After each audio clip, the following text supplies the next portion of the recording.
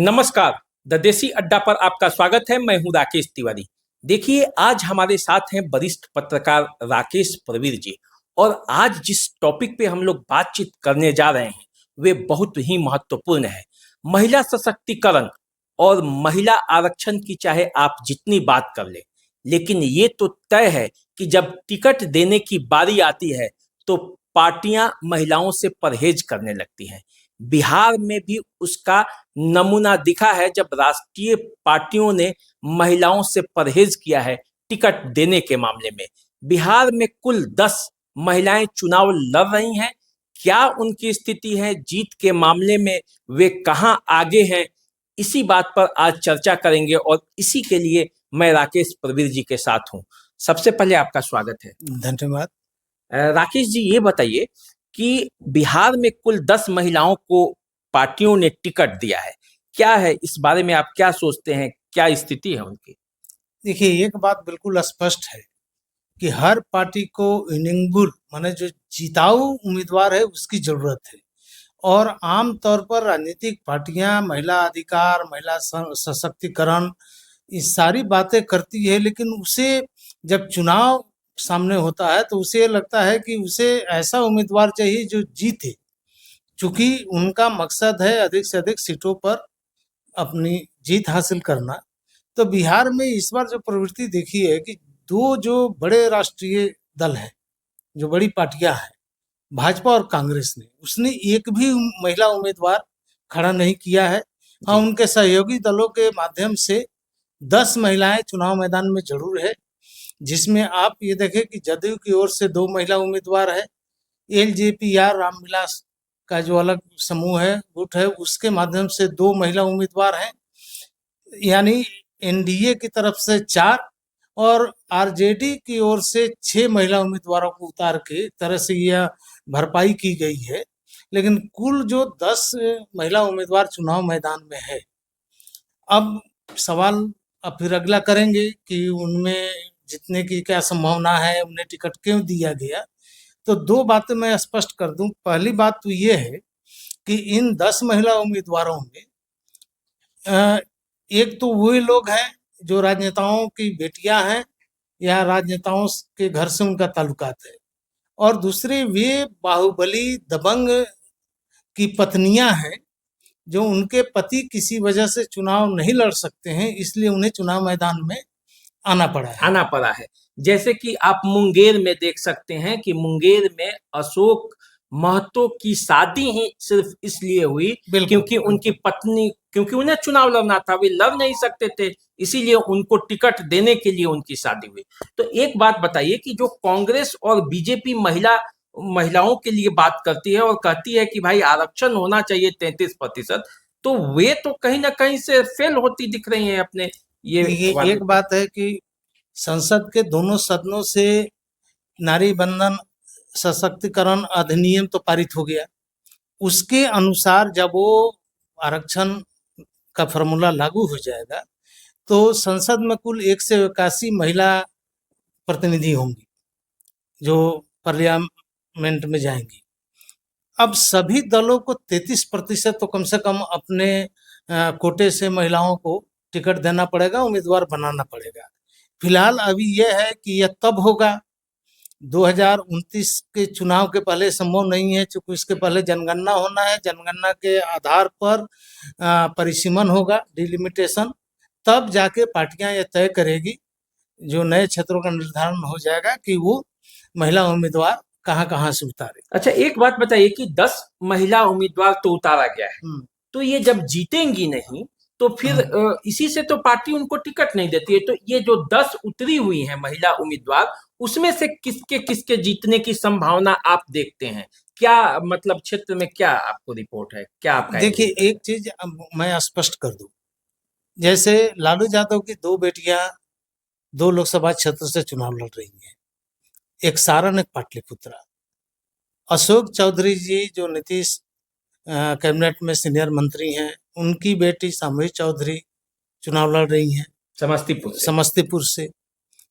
अर्चना रविदास चुनाव लड़ रही हैं। बीमा भारती पूर्णिया से चुनाव लड़ रही हैं। पूर्णिया काफी चर्चित भी रहा है हाँ, पप्पू यादव का टिकट काट के उनको दिया उनको गया। दिया गया, माने काट के या फिर पप्पू यादव को बेटिकट करके उन्हें टिकट दिया गया।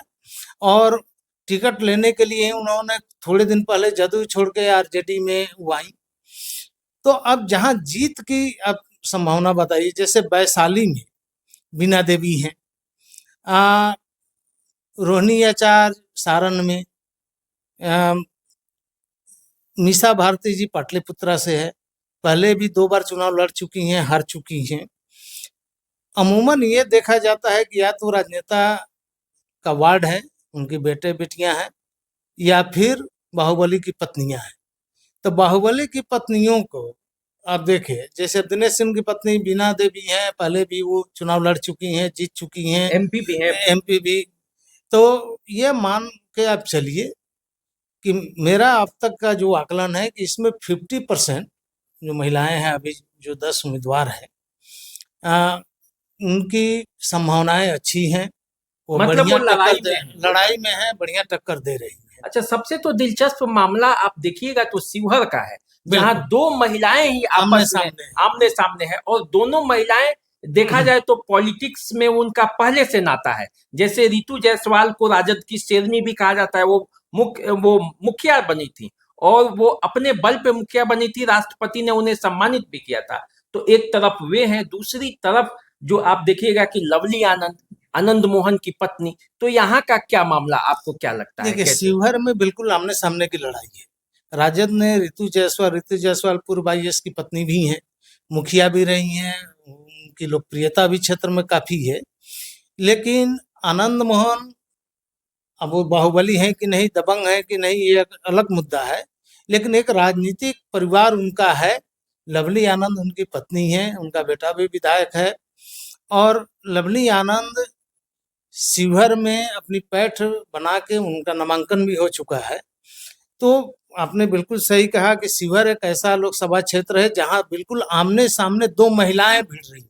नहीं राकेश जी, मैं मानता हूं कि लवली आनंद जैसा भी कोई महिला प्रतिभागी रहे, जैसे लवली आनंद वैशाली से भी चुनाव जीती थी, उस समय जीती थी जिस समय वैशाली को लेकर बहुत हो हल्ला था।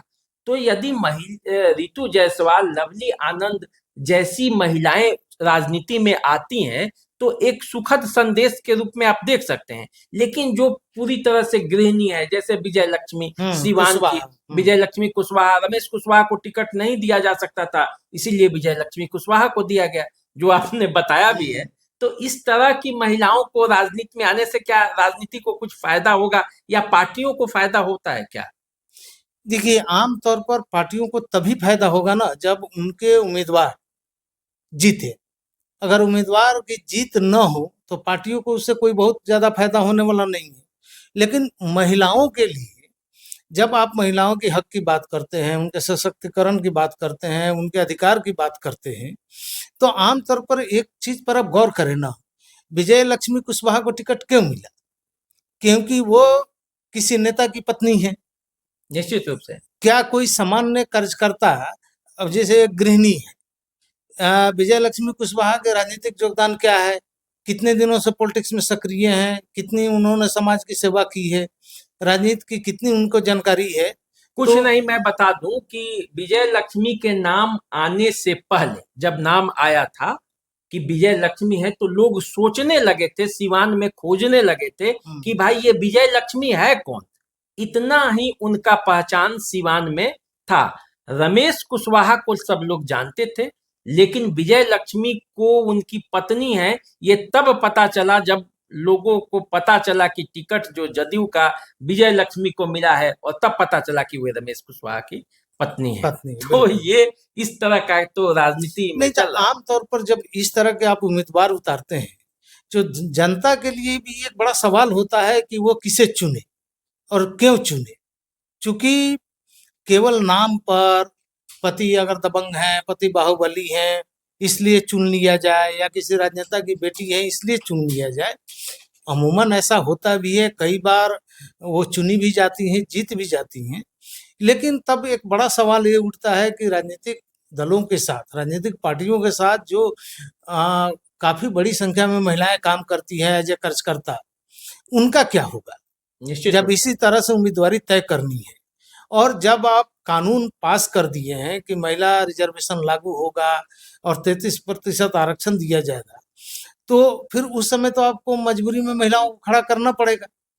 तो आप केवल अपने परिवार से या फिर आप बाहुबली और जिताऊ उम्मीदवार खोज के, जिसमें जीतने की संभावना ज़्यादा हो, उसे ही अगर प्रत्याशी बनाते रहेंगे, तो फिर आम कार्यकर्ता, वो महिला नेत्री जो 10 साल, 15 साल, 20 साल से पार्टी में अपना योगदान दे रही है, तो कहीं न कहीं राजनीतिक दलों को इस पर भी सोचने की ज़रूरत है। और मेरा ये मानना है कि 8-9% कुल 40 लोकसभा सीटों का बिहार है, और इसमें आप 10 महिलाओं को खड़ा करते हैं, यानी आप वो भी कुल सभी पार्टियां मिलकर सभी 10 पार्टियां मिलके, माने हाँ। अगर 3 प्रमुख पार्टियों की मान ली जाए तो 120 तो उम्मीदवार आपके हैं निश्चित रूप से निश्चित तौर पर, उसमें 10 आप दे रहे हैं, तो मतलब 6% 8% महिलाओं को आप राजनीति में आगे करके, और तब ये कहें कि नहीं हम 33% आरक्षण देंगे, ये आधी आबादी है। अब बिहार में 3.6 करोड़ महिला वोटर्स हैं, तो क्या ये जो 3.5 करोड़ से ज्यादा महिला वोटर्स हैं, वो वोटर्स को अपनी बात कहने का, अपनी आवाज उठाने का, अपना प्रतिनिधि चुनने का अधिकार नहीं है, या फिर वो किसी के इशारे पर वोट डालती रहेंगी आज भी? तो ये एक बड़ा सवाल है कि महिलाओं की सहभागिता कैसे बढ़े, उनकी उम्मीदवारी कैसे बढ़े, उनकी संख्या कैसे बढ़े, क्योंकि तभी आप जाकर राजनीति में ये कह सकते हैं कि हम आधी आबादी के साथ न्याय कर रहे हैं। और ये सवाल सभी राजनीतिक दलों के लिए है और सभी राजनेताओं के लिए भी है। देखिए राकेश जी बता रहे हैं ये सवाल सभी राजनीतिक दलों के लिए हैं और उन महिलाओं के लिए भी है जो राजनीतिक कार्यकर्ता हैं, अपने हक के लिए आगे बढ़िए। केवल ये कहने से कि 33% आरक्षण दिया जाएगा महिलाओं की स्थिति में सुधार नहीं होगी राजनीतिक रूप से। तो चलिए राकेश जी का विचार आपने जाना, अगले किसी मुद्दे पर हम फिर आपसे मिलेंगे तो बातें करेंगे। फिलहाल आप चैनल को सब्सक्राइब कर लीजिए, फेसबुक इंस्टाग्राम पे हमें फॉलो कीजिए। अभी दीजिए इजाजत, नमस्कार।